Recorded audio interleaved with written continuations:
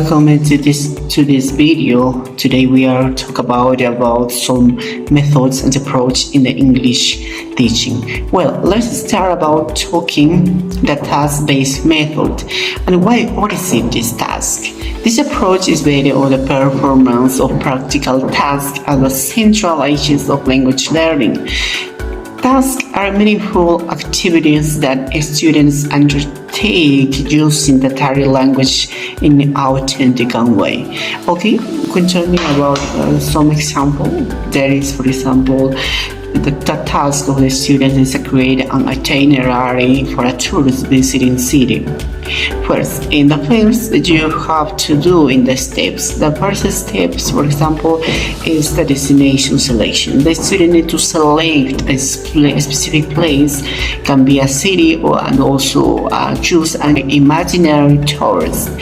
After that, they need to search information about the place, about, for example, the interesting, about the opening time, opening hours, restaurants, and other places that are located in the city or the place that they choose.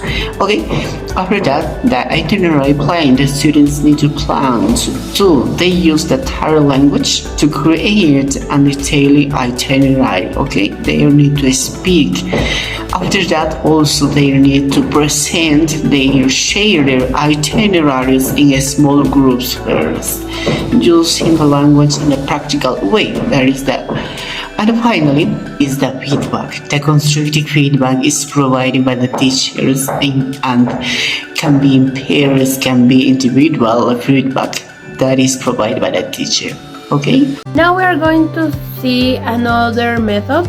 It is project method. So we as a future teacher have to know all the methods that we can use in the class to improve our teaching and also improve the learning of the students. We can see I'm going to tell a little concept of this method. So the project method is a structured approach to planning, executing, and controlling tasks with the goals of achieving a specific result. It is based on the definition of objective, the allocation of resources, and the sequence of activities. So a good example for this could be website development. Goals are set, rules and achievements, and specific steps such as design, coding, and testing are followed to achieve the end result of a functional site. Scope in project management refers to the precise delimitation and definition of all tasks and deliverables that must be performed to achieve the project objective. It is essential to avoid planning change and ensure successful execution.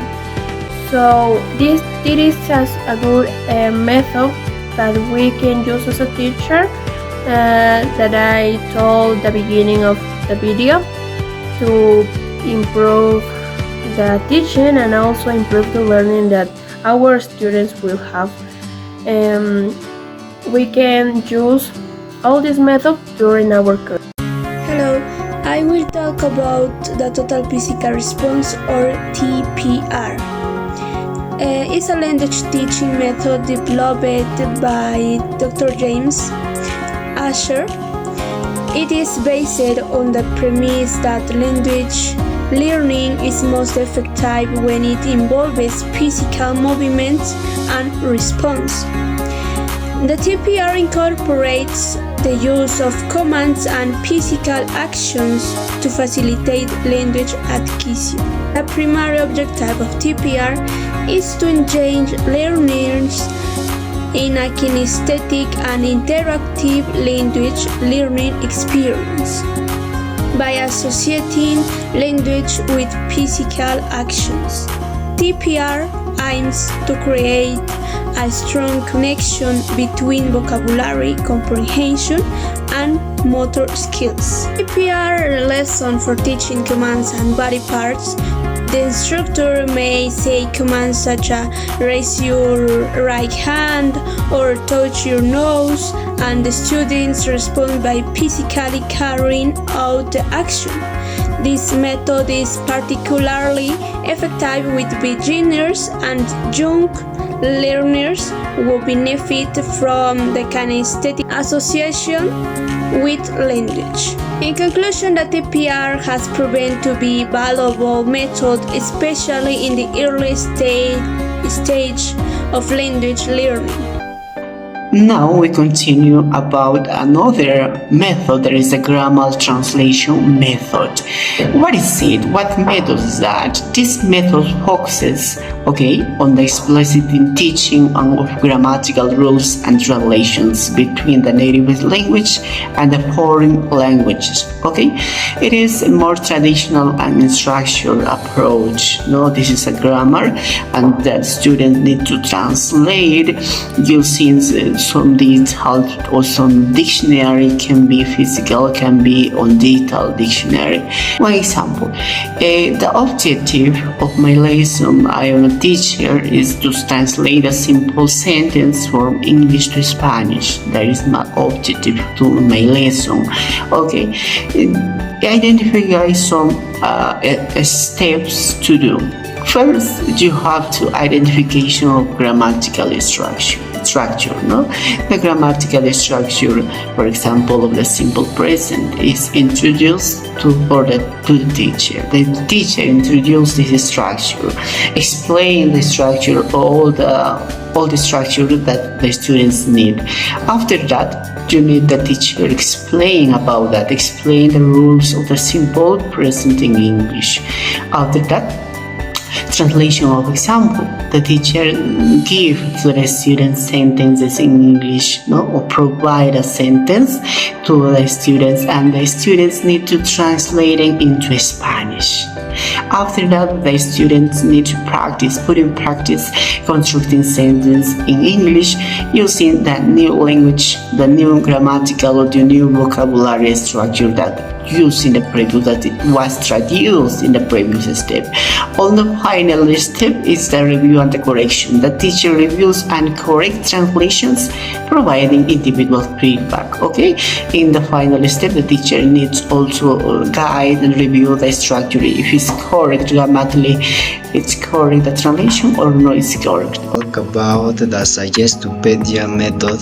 This method is based on creating a relaxed and suggestive environment to reduce anxiety and facilitate learning. Relaxed and enjoyable learning environments are created where techniques such as soft music, visualization, and dramatization are used to help students absorb and retain content more effectively. In Suggestopedia, the teacher adopts a role of authority and trust, while students are encouraged to trust in their ability to learn and overcome any mental barriers they may have. Authentic materials are used, and the students' active participation in communicative activities is encouraged.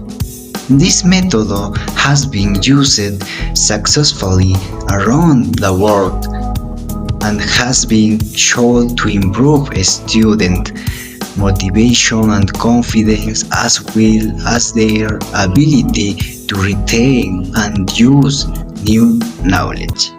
The Salas way method is a language teaching approach that emphasizes the active roles of the student and minimize teacher intervention. It is characterized by limited use of the student's native language and encourage self-direction and language exploration. So, a practical example could be the use of the color sticks to represent grammatical the structures, allowing students to experiment and construct their own linguistic rules.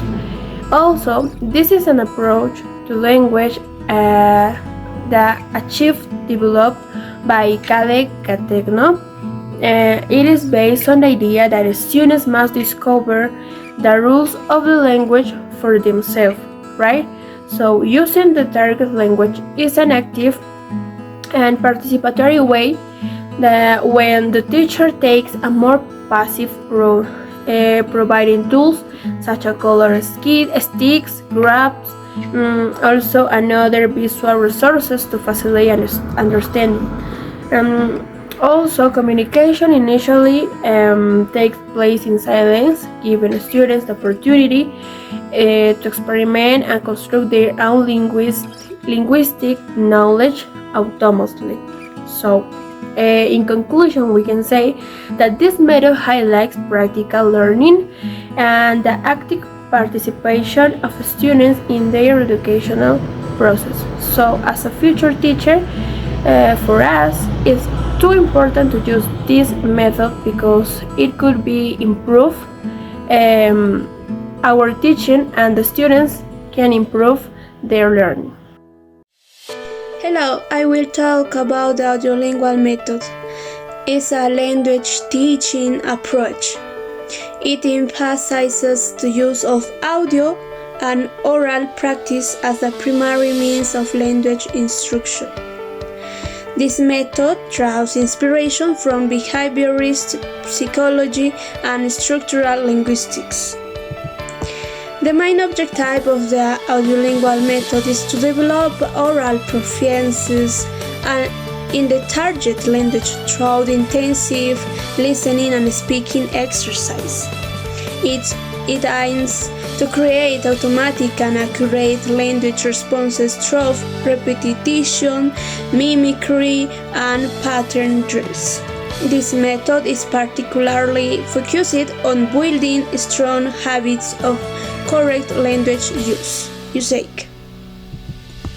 In an audiolingual classroom, a teacher might present a dialogue or sentence pattern, and the students will repeat it thoroughly and individually. Repetitive drills such as substitution and transformation exercise are commonly used. The emphasis is on accurate pronunciation, structure, and immediate recall of language patterns. In conclusion, the audiolingual method has been praised for its systematic approach to language learning, especially in developing oral skills. Good morning, guys. Today we will talk about two methods of teaching the English language. Let's start. Method number 1. Method CLIL.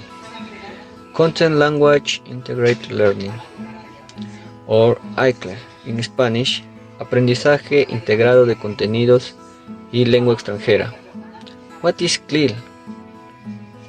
It is an educational approach that combines the teaching of academic content with the learning of a foreign language. In the CLIL method, teachers use the foreign language as medium of instruction to teach subjects such as science, mathematics, history, among others. This allows students to learn academic content while improving their fluency and understanding in the language.